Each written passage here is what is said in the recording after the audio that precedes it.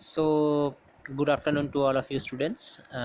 Today, I am going to discuss with you all about the environmental movements, and later on, after this part, in next video lecture, I will discuss about the water pollution and the acts which are related with the water pollution. So, let's get started now.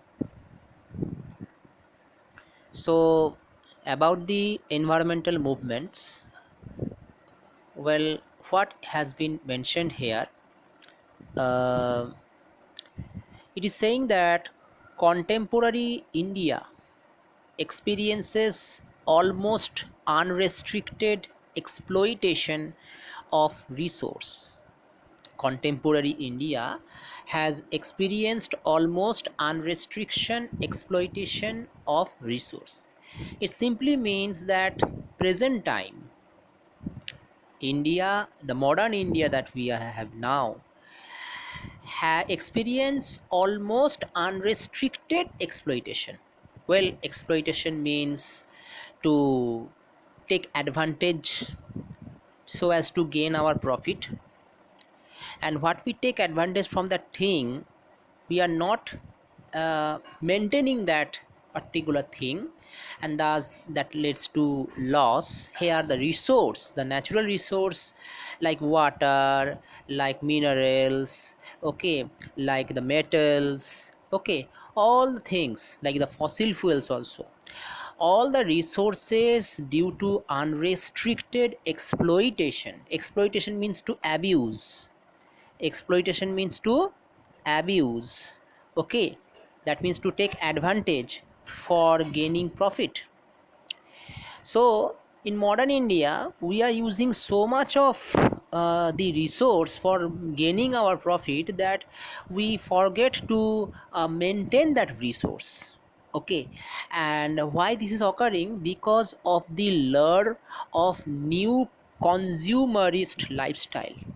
It's because due to um, changing in our lifestyle habits. Okay, lure of lifestyle, lure means to attract, or you can say, if you see in dictionary, it is means to seduce. Actually means we are tempting, okay, we are tempting to live in a extraordinary type of lifestyle, and due to which our demand gets more. To get that lifestyle, our demands get more, and as our demands get more, automatically the resource that we are using to make our demands fulfill also are exploited. So it is saying that contemporary India almost unrestricted exploitation of resource because of the lure of new consumerist lifestyle. So due to our having a extraordinary type of lifestyles, we are using the resource too much according to our demands, and thus we are forgetting to manage those resource, or better to say, to sustainable use of that resource. Now balance of nature is disrupted due to this reason, due to not properly sustainably using the resource properly.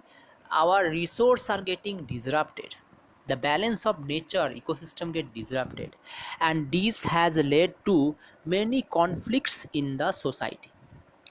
Now due to this reason, there are many conflicts, there are many, what can I say, argument, fights, okay, torture being done, okay, due to this exploitation of the resource.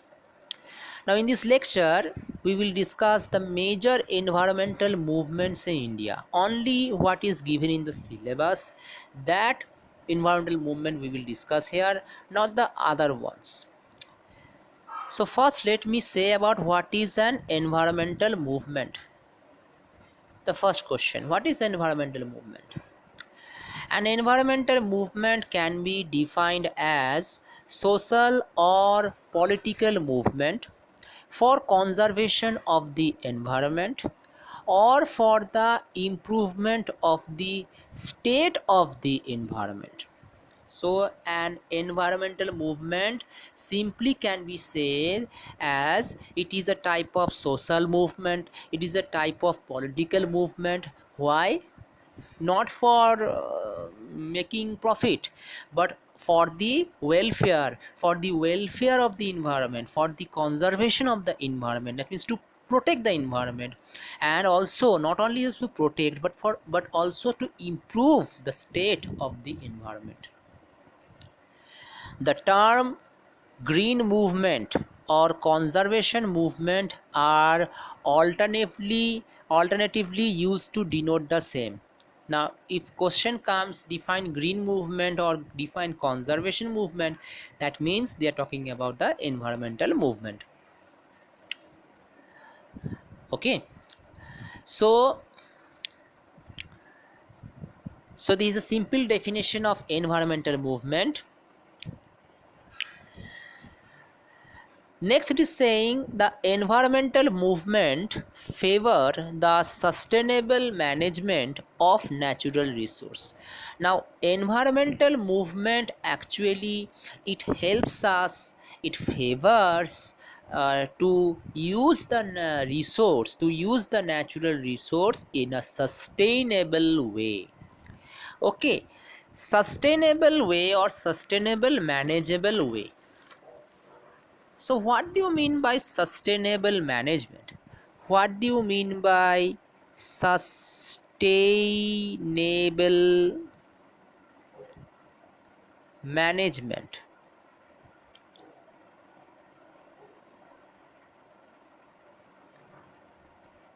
Sustainable management, in short, if I say, sustainable management is the application of sustainable practices in commerce, in agriculture, in environment, production, and other fields by management in a manner which will be beneficial to the present as well as to the future generations. So again I repeat, sustainable management is the application of sustainable practice. Sustainable practice in Hindi, if I say টিকাও, বাংলায় টেকসই বলে, টেকসই. That means we will use such practices which will long term, it will benefit us also and also to the future generations. Now this sustainable practice is done in commerce, it is done in agriculture, it is done in environment, it is also done in production systems and other fields by management in a manner which is beneficial to the present and future generations. Now this sustainable management has three branches actually. To make sustainable development, we have three branches to it will be sustainable management. We need three things. Okay, we have to discuss about three things. We have to work on three things. First thing is that environment, we have to work on environment, we have to work for the needs of present and future generations, and also the third is the economy. I cannot able to write because I have no touch pen. Okay, so again I repeat, so sustainable management is based on three things. Sustainable management is based on three things. First is the environment, second is the what are the needs of the present generation as well as for the future generation, and the third thing is the economy. By using these three things, that is environment, needs for the present and future generation, and economy, by using these three branches or three things, the ability of a system to thrive by maintaining the economic viability and by limiting the resource consumption, we can not only meet the needs of the present generation people, and not also for the future generations also. So just we are limiting the resource so that not only our generations are benefited, but the future generations are also getting benefited. Imagine if all we use the petrol in today's generation, what will the future generations will do? Okay, so it's actually not only the government's duty, but also it is our duty also to sustainably use the resource what we are getting from our country. And that's how these different conflicts occur. Okay, various social, economic, political conflicts has been done, you will see, in this environmental movement. next it is saying Next, it is saying environmental movement ranges from highly organized and formally institutionalized ones to the radically informal activities. Now, this environmental movement occur in different way. Okay, environmental movement occur in different way.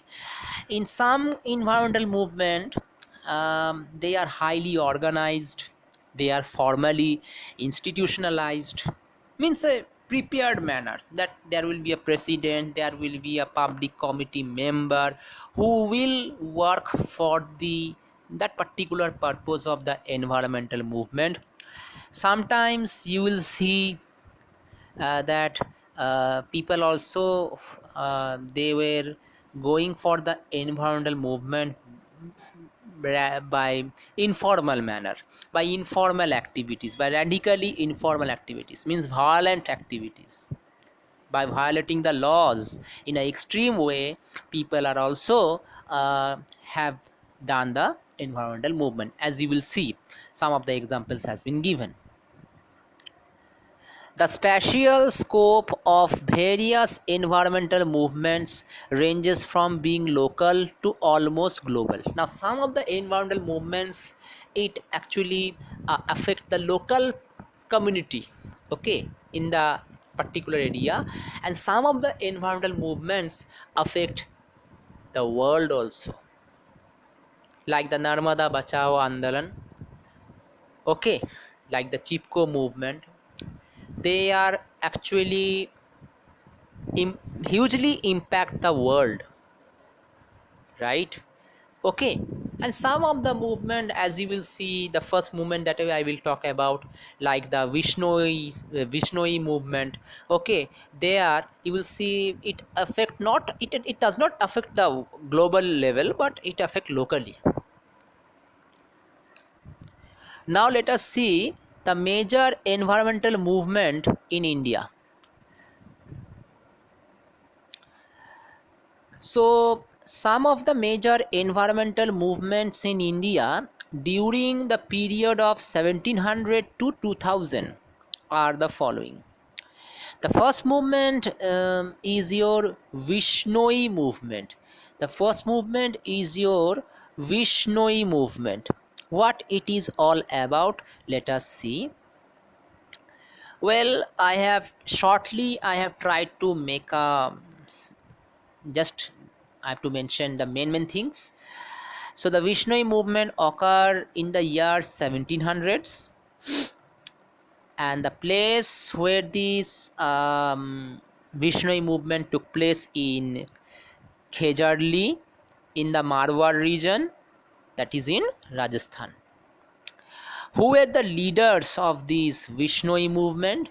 The leaders of the Vishnoi movement was Amrita Devi, along with the Vishnoi villagers in Khejarli and the surrounding village. So this type of movement is not a formal movement.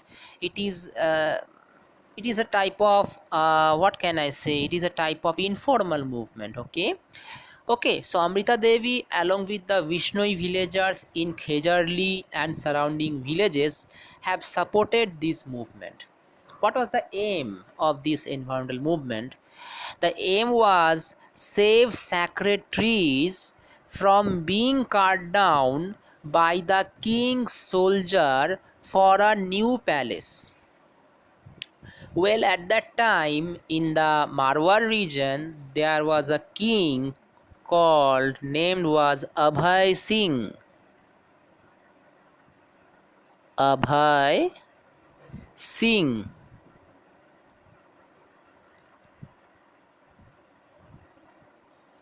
So Abhay Singh was the Maharaja of Marwar, um, Mewar at that time. Sorry, Marwar at that time, and the main aim of the Amrita Devi along with the Vishnui villagers was to save the sacred trees from being cut down by the king's soldiers for a new place. Maharaja Abhay Singh wanted the wood of the trees, which was used to be a sacred tree for the Vishnoi people. Okay, and the name of that sacred tree is Khejri tree. Khejri,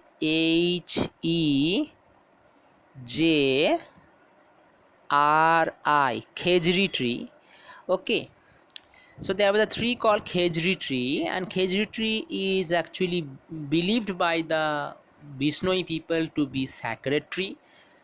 Just like banyan tree, we consider banyan tree as a sacred tree. The neem tree can be considered as a sacred tree. Just like that, people of the Vishnoi people, they believed Khejri tree to be sacred. And those Khejri tree, there was a huge forest of Khejri trees on that Khejarli district. Okay, so the king's soldiers have sent the news that there is a huge forest of Khejri trees which are of non-use.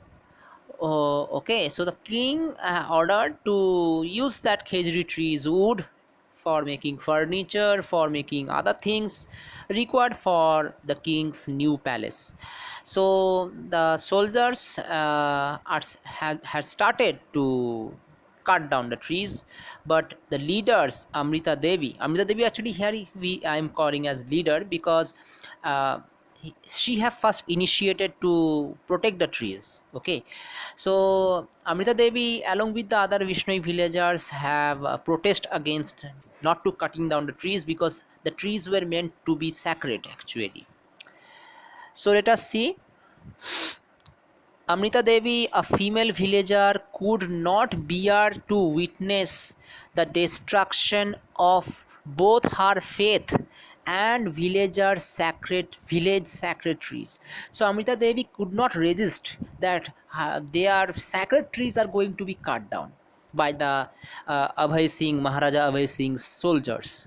So what she do to protest? She hugged the trees, just like Chipko movement you have seen in your EVS classes in class 12. So Amrita Devi, what she have done, here all the story has not been mentioned. She along with her two daughters hugged the trees and encouraged the others to do the same. But the soldiers did not stop, and about 363 Vishnoi villagers were killed along with Amrita Devi, and her sons and her daughters were killed in this movement. Now these Vishnoi matters, these Vishnoi tree martyrs, that means martyrs means shohid ho jawa, shahid ho jana. So the Vishnoi tree martyrs were influenced by the teachings of Guru Maharaj Jambaji.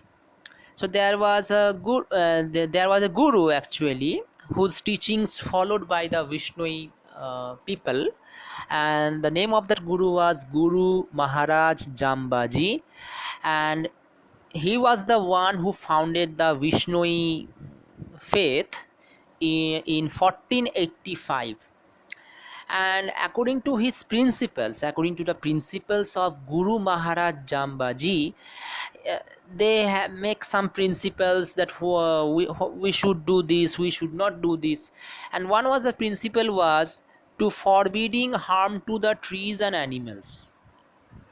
So one of the principle set up by Guru Maharaj Jambaji who is the founder of the Vishnoi people, okay, Vishnoi faith, was to forbidding harm to the trees and animals.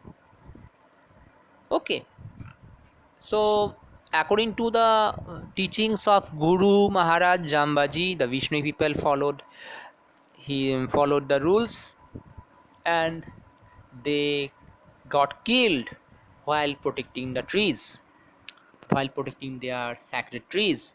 Now this news came to be known by the king. So the king, who came to know about these events, he rushed to the villagers and apologized, and he have ordered the soldiers to cease lodging operations. So when the king heard the news that about 363 Vishnoi villagers have been killed while protecting their sacred trees, so the king quickly came to that site.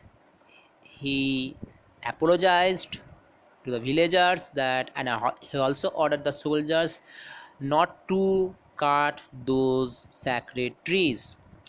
And soon afterwards, the Maharaja designated the Vishnoi state as a protected area.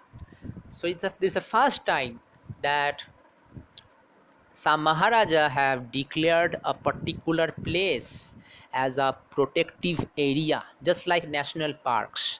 Okay, and he have also ordered that after next king also they will follow the same rule, to forbidding harm to the trees and animals living in that area.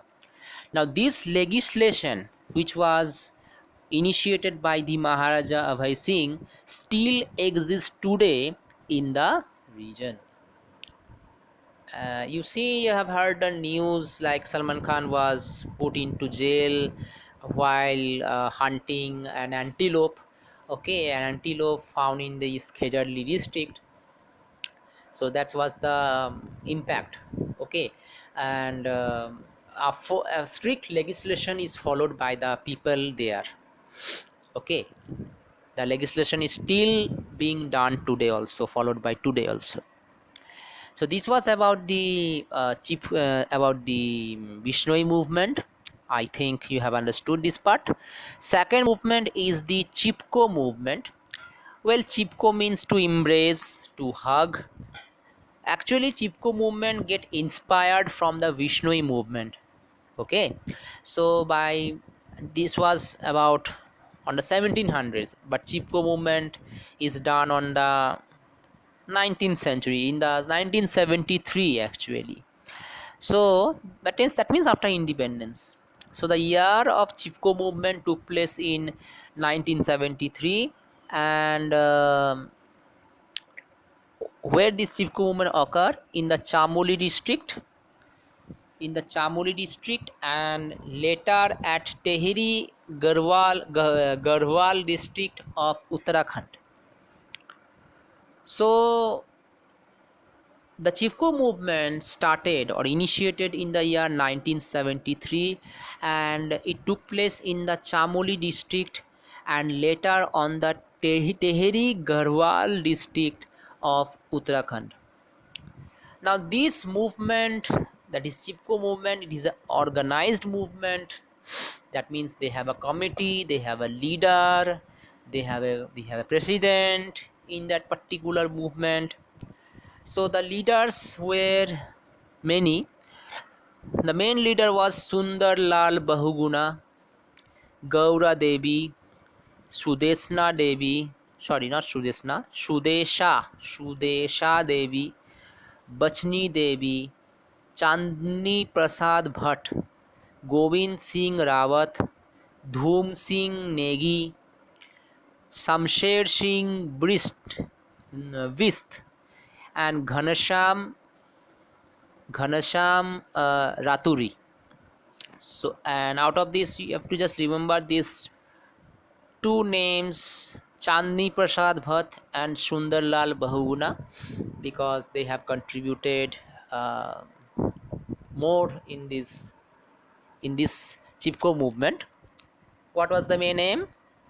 Same, just like your the Vishnoi movement, but The difference is that here they have protecting the trees which were to be used by the people, okay, to earn their livelihood. But in the Vishnoi movement we see they were protecting their sacred trees. So the main aim of the Chipko movement was to protect the trees on the Himalayan slopes from the access of contractors of the forest. It was said that there was actually a contract given by a particular badminton company, better to say racket company, uh, to the contractors that they will want to produce, they want to make about uh, 10 lakh rackets, and the frame is made up of wood, actually tennis rackets, okay, it is made up of wood, and for that they need trees actually. So it was given to the contractors to make the money, to get that money for completing this contract, and they aim to the Uttarakhand district in the Chamoli region, and later on they also gone to the Tehri Garhwal district. There is trees, okay, rich in wildlife, and people were against those cutting of the trees because those trees were used for the living of the people, to cook food and all the other stuffs. But if they cut all the forest, then all the resource will be gone. First point. Second point, there will be a huge impact in the ecosystem, in the diversity of that region. So what it is saying, let us see. Mr. Bahuguna enlightened the villagers by conveying the importance of trees in the environment, which checks the erosion of the soil, causing rain and provide pure air. So Sundarlal Bahuguna, he was the leader of this movement, and he tried to express, he tried to say the importance of having trees by conveying that trees are important. It checks the quality of the air, it also checks the erosion of soil. Planting more trees will obviously it will protect from soil erosion. It also causes rainfall and provides pure air. The omen of Advani village of Tehri Garhwal tied the sacred thread around the trunks of the trees, and they hugged the trees, and hence it was called as Chipko movement or hug the tree movement. Just like the Vishnu movement, what they do, the women they tied sacred threads. We tie the sacred threads in normally in Hindu ritual actually, not in other ritual. Okay, some Buddhist ritual also they use sacred threads in the trees. That's other issue. So what they do, they tied sacred threads to the tree and they hug the trunks of the tree. That means if you want to cut the trees, you have to kill us, and that's why it is called as Chipko movement. The main demand of the people was that that the benefit of the forest, especially the right of to fodder, should go to the local people. That means they are living on that forest, so it's their right that they will use the products from the forests rather than by the contractors. So contractors should not use the trees, okay, but that trees and trees products goes to the local people. It's their right, okay, otherwise they will lose their livelihood. The Chipko movement gathered momentum in 1978.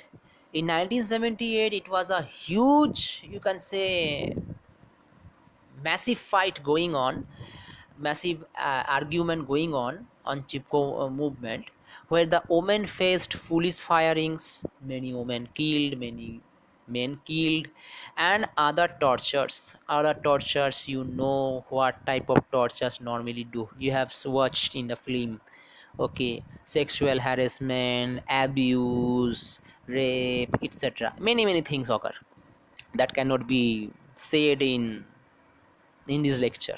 Okay, now this news came to the ears of the chief minister. The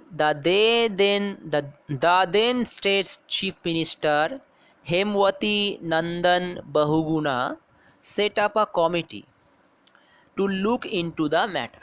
So at that time, the chief minister at that time, Hemwati Nandan Bahuguna, set up a committee, and they said that please look into this matter. What should we do? Which eventually ruled in the favor of the villagers, and it was finally cleared that the trees should go to the villagers. That means the contractors would stop lodging the trees logging the trees. They will stop to cut down the trees. Now this became a turning point in the history of eco development struggles in the region and around the world. Now this such a great decision taken by the chief minister, by the government of India. It has hugely impacted the whole world, and other world are also involved in such type of movements. That has not been discussed here, because around the world many such type of informal movements have been done. Okay, next is your Silent Valley movement. Well, Silent Valley movement actually occurs in the same time, that is, it occurs in 1978, and the place where the Silent Valley movement occurs is in the Silent Valley.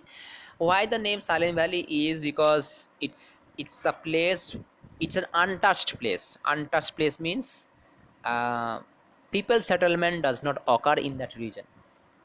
That's why the name Silent Valley comes. That means it is a very rich evergreen forest. Okay, and it is a tropical forest in the Palakkad district of Kerala in India. Now, Silent Valley, it is a very rich source in biodiversity. Many animals, endangered animals, live in this Silent Valley region. That's why uh, it goes to the people who were against the thing that we will say. The animals which are found in the Silent Valley are, the most important animal is the lion tailed lion sorry I have lion tailed macaw, MACAQUE. Lion tailed macaw is a type of monkey whose tail looks like a lion, and according to the zoologist, lion-tailed macaw is a very rare species, and it is one of the oldest species, even much older than Homo sapiens. That means even it is also primitive. It is so much primitive that when we have come to the earth, before that also they live. These species live.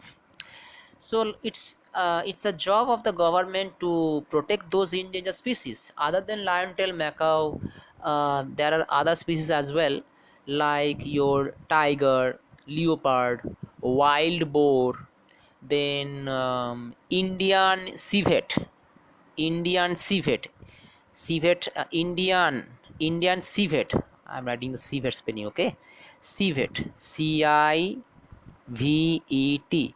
Indian civet is locally it is called as toady cats. Toady cats.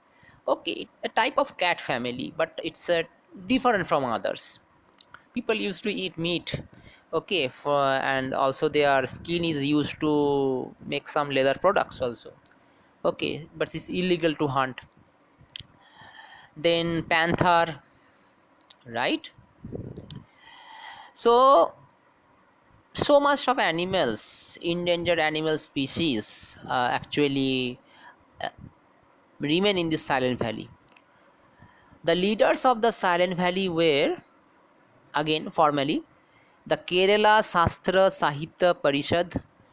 Kerala Shastra Sahitya Parishad, KSSP, which is an non-governmental organization, and poet activist Sugatha Kumari.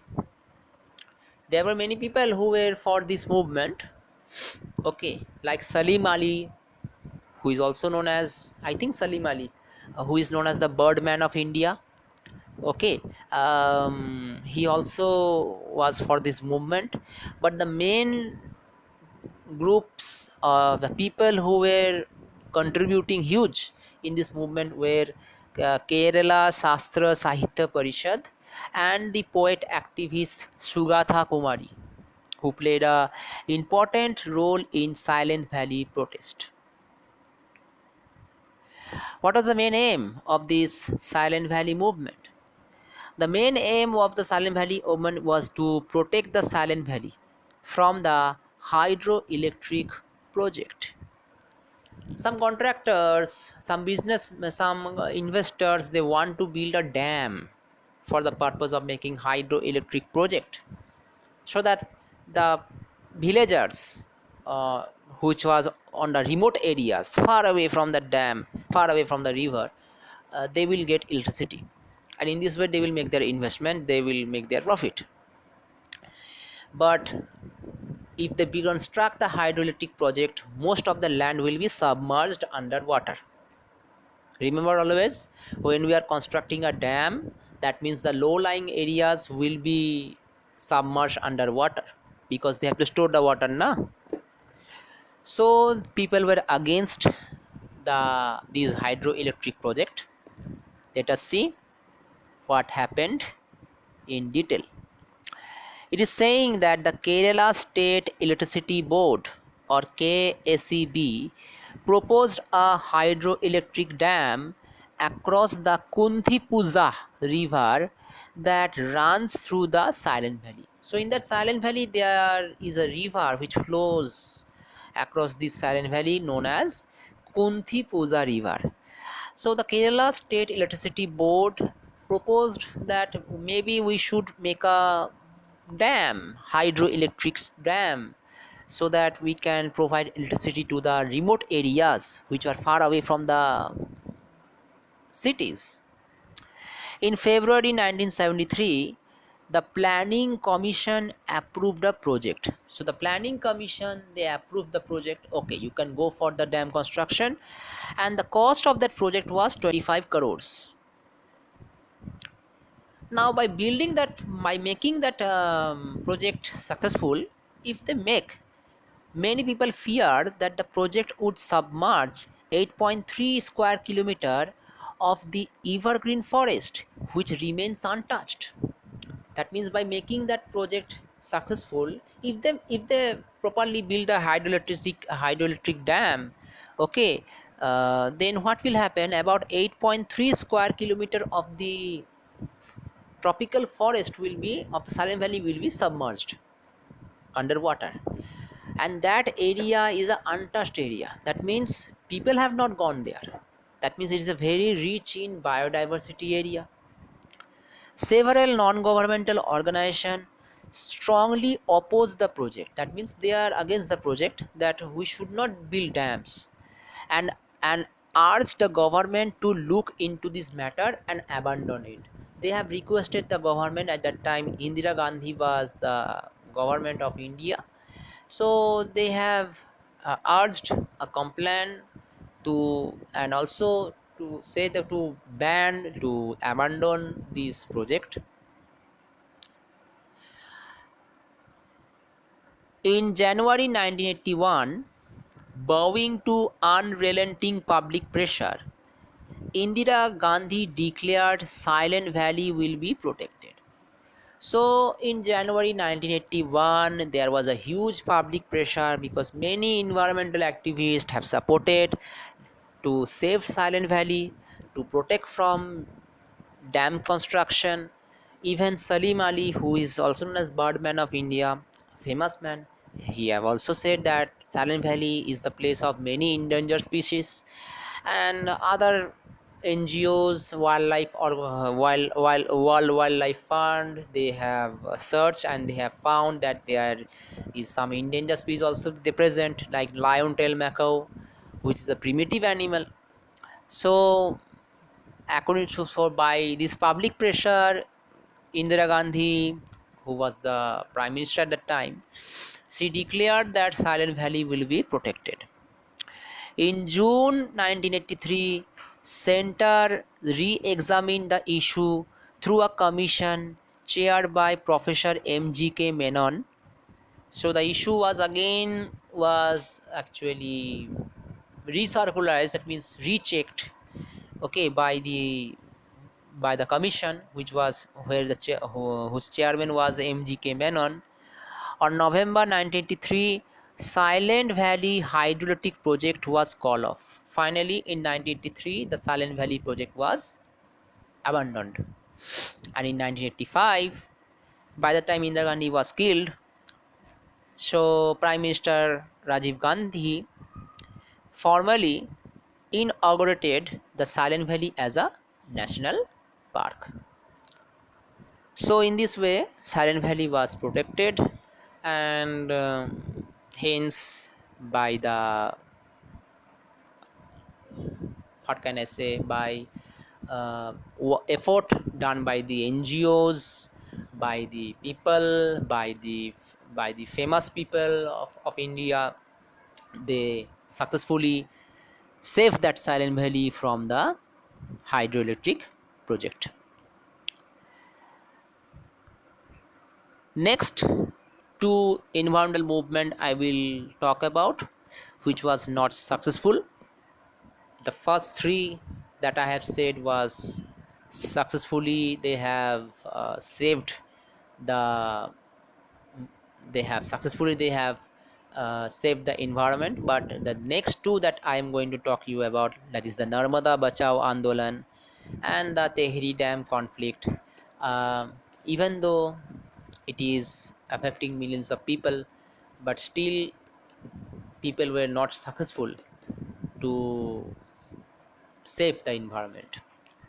So Narmada Bachao Andolan, what it is saying, Narmada Bachao Andolan took place in the year 1985, and the place was in the Narmada river, which flows through the states of Gujarat, Madhya Pradesh and Maharashtra.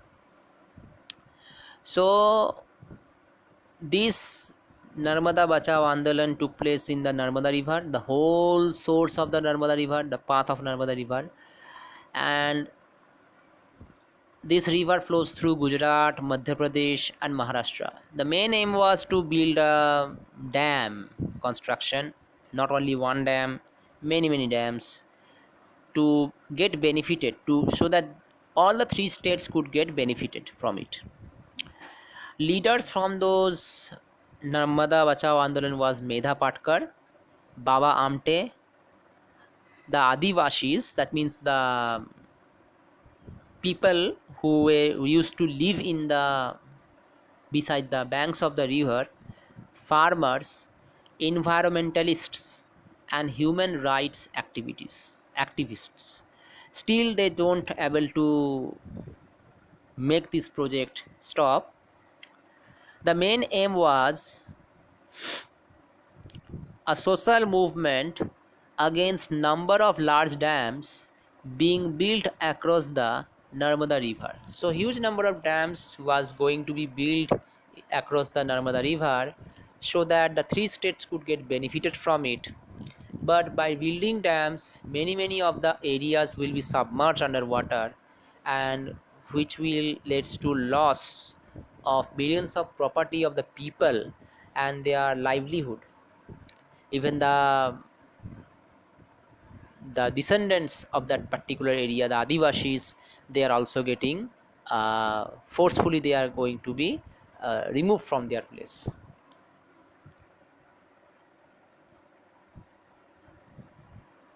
The movement, the Narmada Bachao Andolan, first started as a protest for not providing proper rehabilitation and resettlement for the people who has been displaced by the construction of the dam.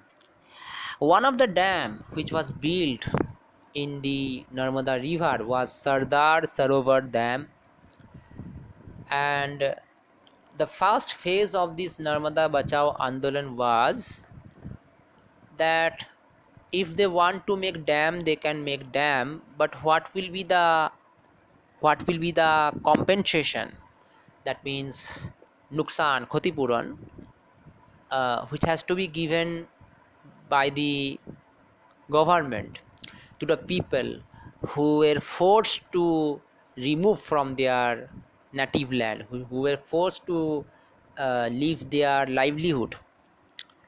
So the main aim of the movement initially was proper rehabilitation. That means the people who have lost their property, their earnings, their mode of earnings, as they some or most of them were farmers, they they are not provided that compensation, that money. That means proper settlement, as well as they should provide work, they should provide job. Okay. And also resettlement of people who have been moved off or displaced by construction of the dams, and one of the dam was Sardar Sarovar Dam. Later on, this movement turned its focus on preservation of the environment and ecosystem of the valley. Later on, the aim of the Narmada Bachao Andolan was focusing on to save the ecosystem, to save the biodiversity of that particular valleys uh, where Narmada river have passed. The environmental activists also demanded that height of the dam should be reduced to 88 meter from the proposed height of 130 meter, because more height means more land will be submerged underwater, and this type of conflicts was going on, and that's why the World Bank withdrew from the project. Now when you are wanting to build something big like dams, not only one dam, there are many dams will be built, World Bank used to give money. Now as the World Bank was observing at a time that there were conflicts, there were riots going on. Okay, so World Bank, they withdrew from the project. So now where they will get the money? So the state government will have to pay off, will have to make that money and build the dams. So this advantage has been done. That means we have just, they have delay. Okay, delay the project. Delaying of the project has been done with this Narmada Bachao Andolan, but they complete the project within the year 2025. They will complete the project. The environmental issue was taken into court. Now this issue was taken into court on October 2000. The Supreme Court gave a judgment approving the construction of Sardar Sarovar Dam with a condition that its height of the dam could be raised up to 90 meter. So the Supreme Court have ordered, after they judge and make a judgment, that the Sardar Sarovar Dam, where the main conflict was occurring actually, other dams were also being constructed. There were also conflicts going on, but mainly they were focusing on Sardar Sarovar Dam, and they have make a condition that dam will be built There should be no avoidance in building dam, but the height of the dam should be raised up to 90-meter, not more than that. Now this height is much higher than 88-meter because the environmental activists wanted 88-meter to be done, and in which anti-dam activists demanded, but it is definitely lower than the proposed height of 130-meter. Obviously the proposed project was to build a height of 130-meter, and by the order of Supreme Court they have to raise at least up to 890-meter. Now this project, as it was withdrawn by the World Bank, so it is now financed by the state government, and they borrowing market borrowings from the other governments, from the main government.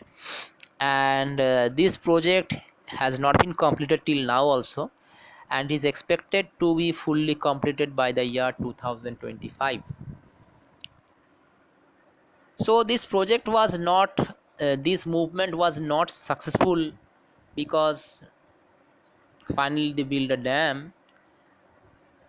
So although it is not successful, this Narmada Bachao Andolan, as the dam could not be prevented, the Narmada Bachao Andolan has created an anti-big dam opinion in India and outside.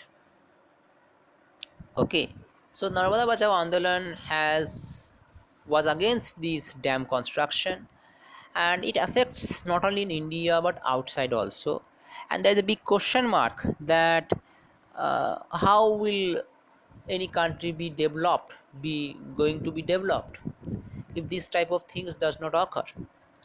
Well, by developing dams, obviously there will be submersion, there will be huge loss of wildlife maybe, but still, where we should how we should develop, that's the big question.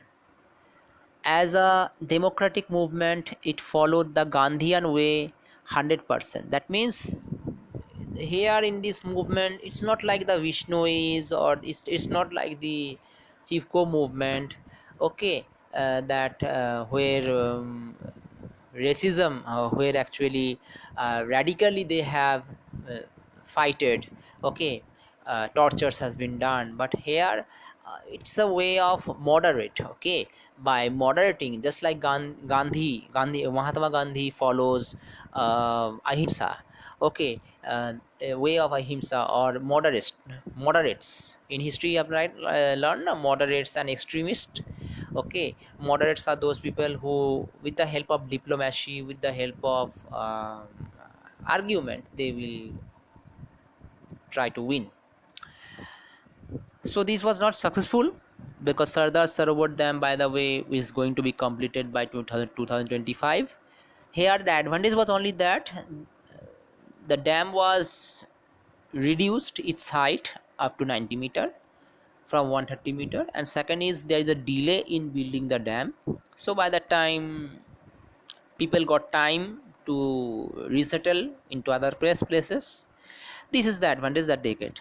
But according to the environmental point of view, no such advantage has been done. The last is the Tehri Dam conflict. This Tehri Dam conflict also is unsuccessful. It was done by the same leader who were the leader of the Chifko movement, that is your Sundarlal Bahuguna. And Tehri Dam conflict took place in the year 1990s in the Bhagirathi River near Tehri in Uttarakhand. Same thing, the main aim was to prevent the dam construction on the Bhagirathi River in the Tehri in Uttarakhand. So the protest was against the displacement of the town inhabitants and environmental consequence of the weak ecosystem. So here many things has been said. Many things has been said. If I say about a Tehri Dam conflict, um, they were against the dam construction in the Tehri region in Uttarakhand, because firstly it will affect the biodiversity, it will affect the flora and fauna. Secondly, by dam construction it will likely to change the water chemistry on it with respect to dissolve oxygen and turbidity of the water. Well, dissolve oxygen, you know the amount of oxygen held by the water here, but dissolve in the water.